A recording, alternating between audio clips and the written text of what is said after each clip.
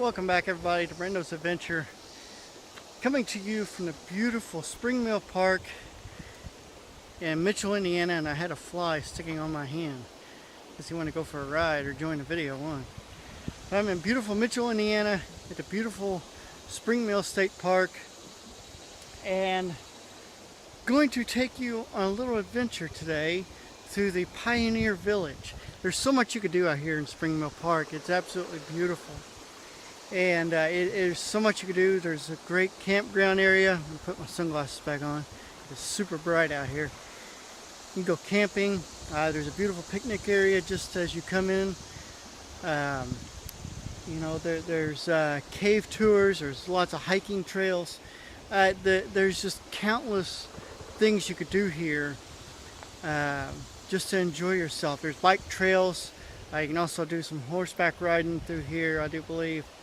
So we're going to walk around, and there's actually a Pioneer Village that is what I'm concentrating on today. And I'm going to take you to it. We're going to walk around the town, see some of the cool things, and enjoy ourselves. Let's get going. Alright, walking into a pioneer's home. Actual pioneer home back built around the early 1800s, about the 1820s.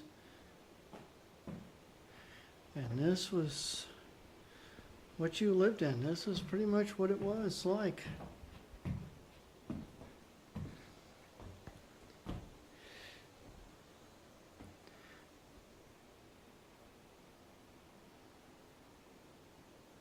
It even smells old in here.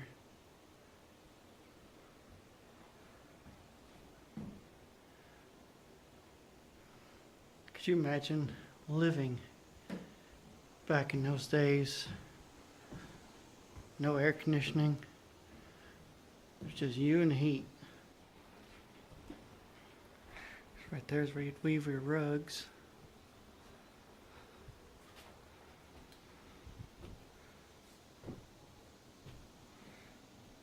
Old bed, which was pretty much supported by ropes at those times, and I'll show you more about that here in a little bit.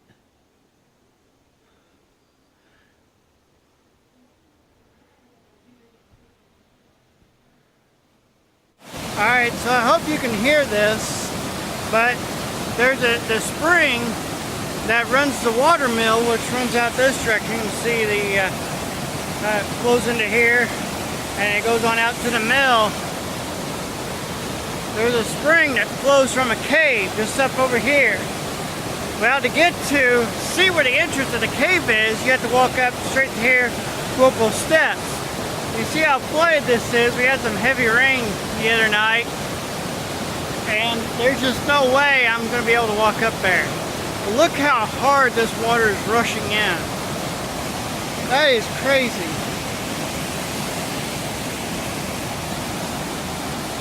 You definitely would not be feeling too good if you jumped in there right now.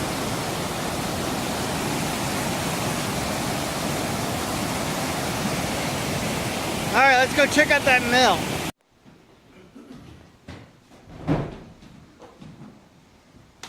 There'll be a big splash out the window, and things will start turning.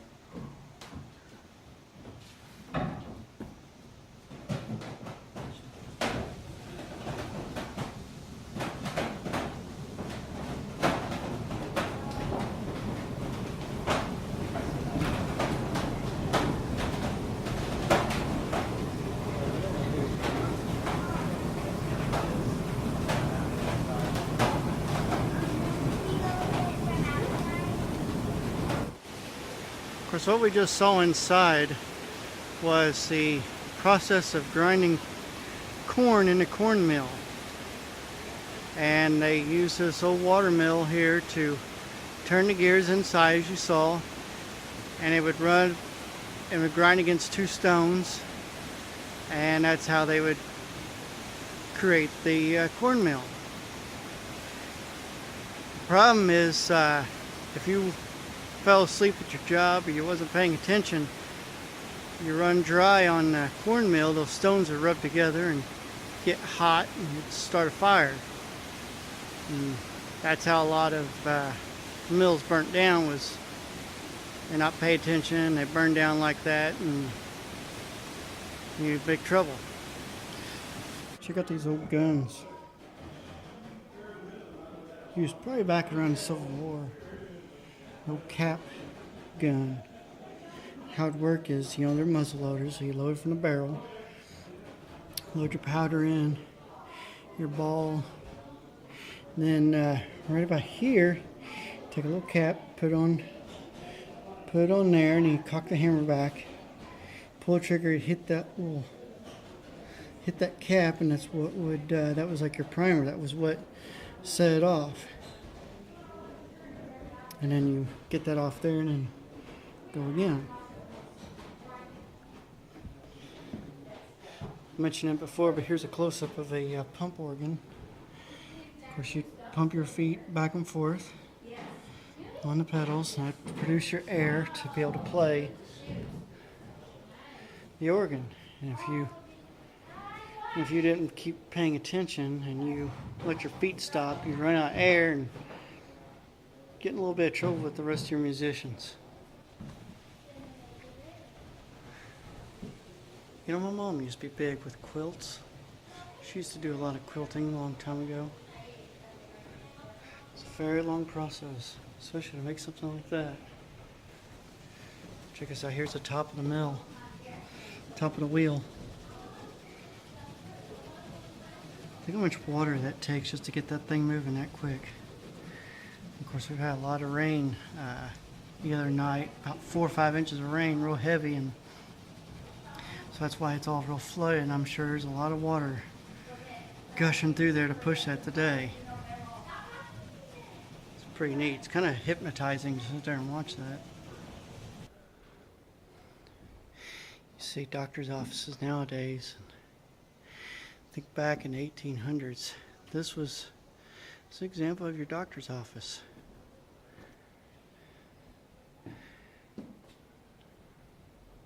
I know some of you, it's like something out of a horror movie. But this is a pretty good example of what you had to deal with back then. I went to somebody's house that was real old-fashioned. They had an outhouse. It wasn't that big. It's half that size, but they still had an outhouse. They had very little. They had electricity, but they used it very little. Only about nighttime was about the only time they used it. Rest of the time it was just natural light. You had a wood stove, no indoor plumbing. Your sink was water from a well. Pour it in a bowl, clean it up. I find a lot of arrowheads around southern Indiana. If you find them, definitely worth keeping. Look at all these.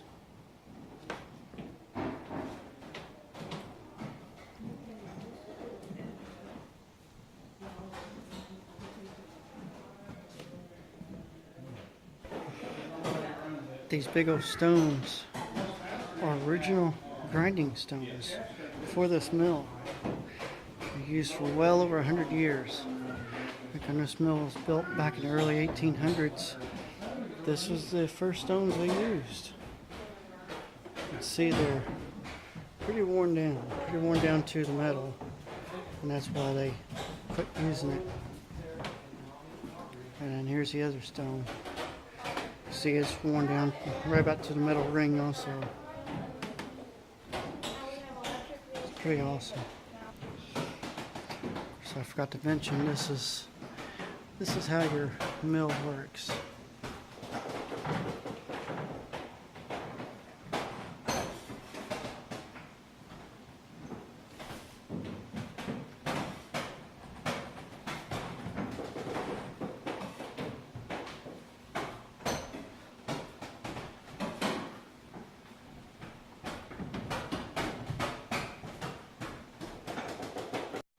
Oddly enough, I don't really care for cornbread, but the only kind of thing I like with cornmeal is when it's used in say like people use it in salmon patties, or you're going to deep fry something like fish, then I might use some cornmeal. But other than that, I'm not real big with cornmeal. Like cornbread, don't really care for it. I know I'm crazy, but that's just how I am. You know, I just can't help getting a shot in front of this beautiful old mill. It's so awesome to watch this thing work and see inner workings of it. And this is just pure awesome. I love this place. Check out this beautiful garden.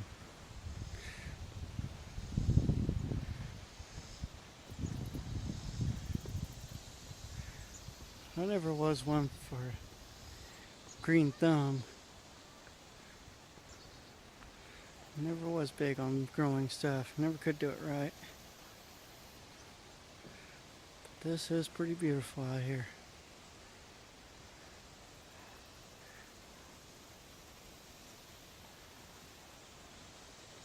I like how that just walks up the stairway over that archway and up the stairs. I think that's really cool. I pose a question. Why are there coins on the bed? What's the point of that? If somebody's watching, has an idea, please let me know. I would really like to understand that. Okay, so I said a minute ago I'd tell you a little bit more about the ropes on the bed. That's about what you had. That's pretty much what it was back then. You'd weave rope in through there. You go a long ways and you cross it over, weaving over and under the ropes that went the other direction, and that's what supported you. And then your mattress was pretty much a stuffed sheet with hay or something like that, and that was pretty well it. No spring mattresses back then. But this is what they call a schoolhouse. Looks kind of like a nursery, but I'm not going to argue. Check out this wallpaper though. You know, wallpaper cool.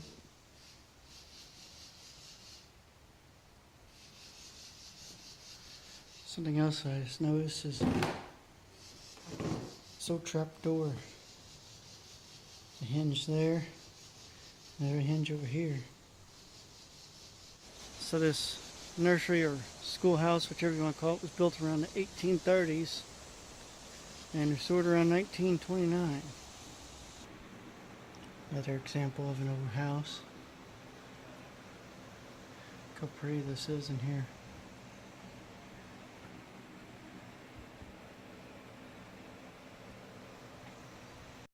There are more coins on the beds. I just don't get that. Really, really strange. But this is considered a luxury house. It's a big cabin. It's 2 stories, several rooms in it.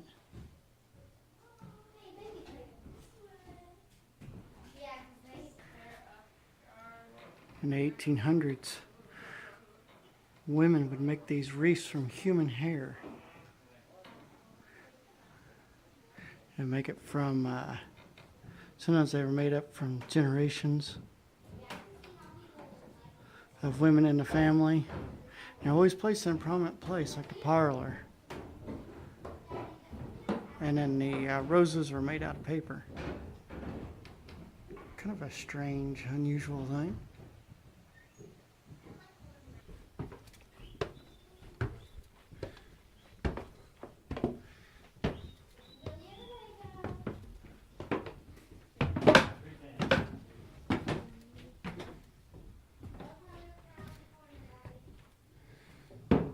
The narrowest stairway I've ever been on.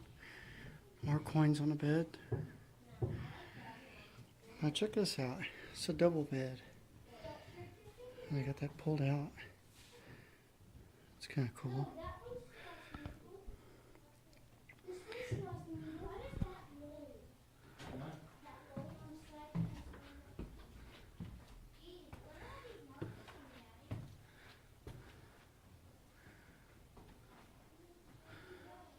I'm assuming the portraits on the walls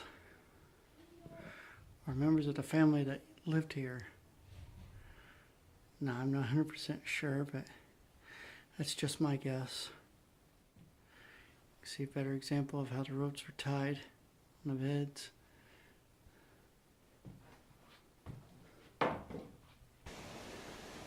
Here's an example of your wood shop at the time. You got your pole lathe.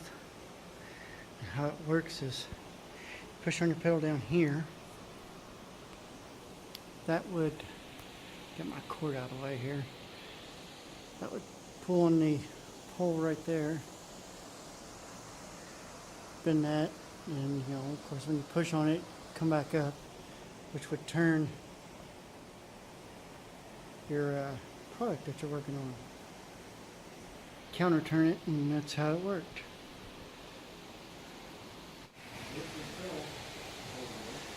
Got your old still.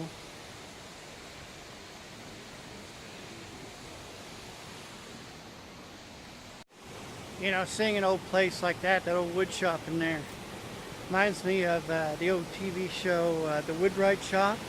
Anybody ever watch it on PBS or whatever? That is a great show where he's using all old-fashioned stuff, old-fashioned techniques and tools. And that's what that stuff reminded me of in there. But check out this creek. I know it's flooded and rushing really hard, but it's just so beautiful to listen to.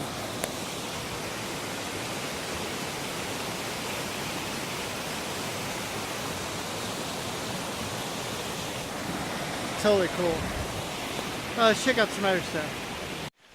Alright, so a little quiz. What was one thing that killed a lot of people after the Civil War? You know, if you survived the Civil War, what's something that would probably kill you as you're coming home, or maybe a few years after you're living at home or whatever? Think about it for a second. Give you the answer right now. Horse and carriages. There'd be a lot of accidents with carriages. Horses get spooked by something and they take off, and the wagon or the carriage would flip over or tumble off a cliff or something like that and kill a lot of people. Also same with horseback riding. I've heard stories of guys going out to do some hunting or something. Horse gets spooked, throws them off the horse, and they land and it kills them when they strike their head or breaks their neck or something, or the horse steps on them, whatever, and it kills them. So, you know, that was a big thing that killed a lot of people back then, was a lot of horse accidents and stuff like that. I wonder if Doc Brown works here as a blacksmith. Unfortunately, I'm not going to be able to find out because they're not open. Looks like I'll have to find that no good cheating blacksmith another day. You got your meeting house. Have your church services back then and whatever else. This is beautiful in here. And they actually have church services in here still. 8:30 on Sundays. 8:30 in the morning, that is.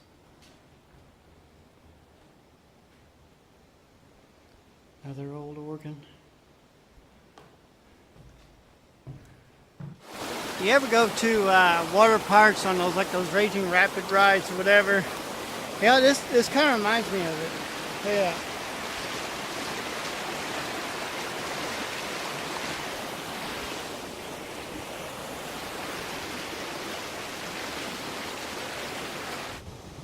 So I hope you enjoyed my video of touring Spring Mill Park here in Mitchell, Indiana. If you want to come out for a little vacation, get away, go camping or something, I highly recommend coming out here. It's a wonderful place, and there's a lot of history out here to explore. A lot of neat things. Go inside, buy yourself some cornmeal, freshly ground cornmeal from this mill, this old grist mill right here.